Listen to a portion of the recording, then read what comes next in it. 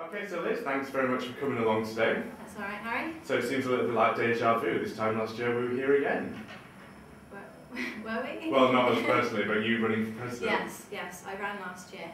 Some of you know that. And I lost quite narrowly. So, yeah, definitely. I hadn't had any experience in EUSA before, and so now having another year's experience, I think that I could do a really good job, and that's why I'm running again. So what have you learned in your year? Oh, I've learnt so much. I mean, I've learned mostly about the structures and how it's best to get things done. Before, as I had ideas, but I didn't know how to implement them. And I'm sure that I would have learnt that in the job, but this year now, if I'm elected, I can hit the ground running from the first day and just get going on everything that I've put in my manifesto. So how does it differ, your manifesto this year from last year? The core is the same, because I've always ran because I want to improve education at Edinburgh. Education and cutting costs for students. Those are the two most important things in my manifesto, and they're quite interlinked actually. And I thought that was a good message, and I had positive feedback last year from that message. So I thought I'd run basically on education again, but I put in a few different new policies, such as £30 bikes, so a loan scheme that gets you £30 bikes, and then it's insured if it's stolen, your bike. I've also got quite a few new policies. One's a funding website as well, so you can search by year and by subject what funding's available to you. These are all kind of new ideas, and the other brand new idea is to have a union loyalty card. So your matric card would be a loyalty card, like a Tesco club card, essentially. And you get points on that, and then you can re-spend those in the unions. So it's an incentive to go to your unions because you make money off your card. Sounds perfect. Yeah. So you're a postgrad now? I'm a postgrad, yes. What are you doing as a postgrad? I study international and European politics. Okay. And my undergrad was in English literature. So it's a complete, different thing for me to do. And how are you finding it as a postgrad at Edinburgh? Has it offered a different perspective on student issues? It's offered a really different perspective. I don't think EUSA's been good enough with postgrads in the past. I've been postgraduate convener this year, so I've tried to work on those issues. In particular, postgrads didn't feel they had enough social events, and they thought that was a real issue. So I've done a postgraduate Master Cayley this year, lots of speed networking events so postgrads can get to know each other. I've also won a postgrad only study space in the library, which is happening in 2 years' time, and that's been something that postgrads have wanted for, well, as long as I've been at this university. They've wanted that, so I've won that as well. And lots more things like a handbook. I won't go into them all now, but I'd like to, if I'm elected, I'd work really hard on postgrads. I feel like, having been an undergrad here and a postgrad, I've got both spectrums, so I think that's best really of both important. worlds. Yeah.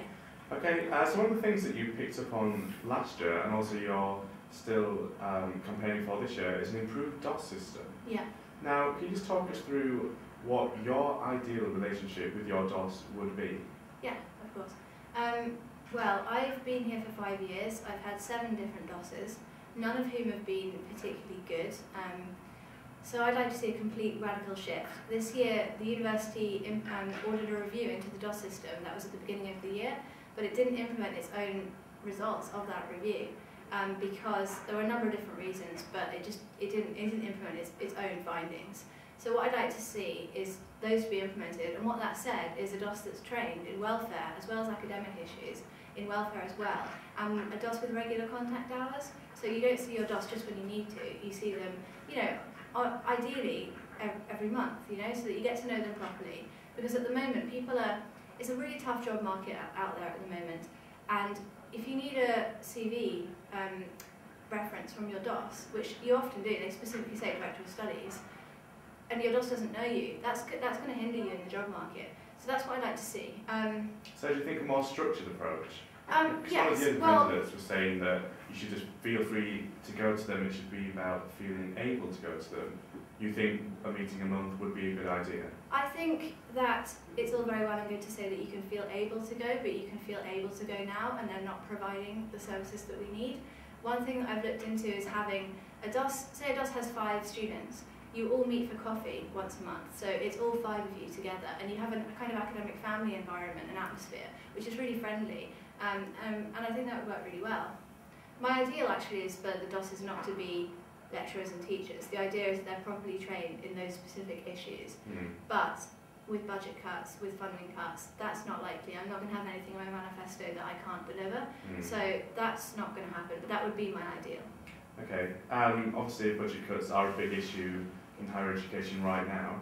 You've got on your website that you want to defend the library budget, but you also want to increase it to a 24-hour library.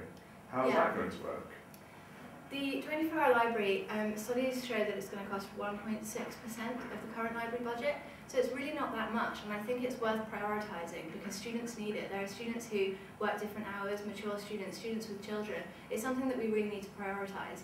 All you need to do is have the security, which is currently in Appleton Tower. If you move them into the library, you have a default 24-hour library. It's not as hard as people are making out.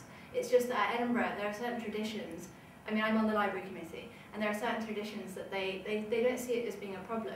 But I'm not afraid to say, well, it is a problem, we need to change it. And I will push for that because I've seen so many students come up to me and say, we need a 24-hour library. And I really believe that. So I think it needs to be prioritised. Do you think having a 24-hour library is more important than having more books? No, but one of my, I don't think it has to be one or the other, because what I'd like to prioritise in terms of books is e-reserve books, which are less expensive than physical books, and all students can access them. So if you have core textbooks that you need, those are online, and you can just read the chapters that you need online. And that's where I'm finding the money for the 24-hour library, as well as prioritising e-reserve books. Obviously feedback has been an ongoing issue here at Edinburgh. You say better feedback. This seems a term that perhaps you could just define for us. What is it that you would want on an essay when it comes back to you? Yeah. What exactly would you think is appropriate? I think you need detailed and thorough feedback that's legible. I mean, I don't know if you guys have come across scrawled comments in your essays that you can't even read. That's number one. Number two, we should all be able to get our exam scripts. We should be able to see them for a limited period of time, maybe a week or so after. You can go and collect them. Not every course does that. I'd like to see best practice. Some courses are great on feedback. I'd like to see that best practice rolled out across the whole university. Feedback is a really difficult issue, but I proposed a motion to the general meeting, which is tonight when Cindy's filmed. I don't know when it's going up, but it's tonight. And what that says is that we've seen EUSA's put in 2 years' worth of effort on feedback, but we've not seen 2 years' worth of results. So we need to change that.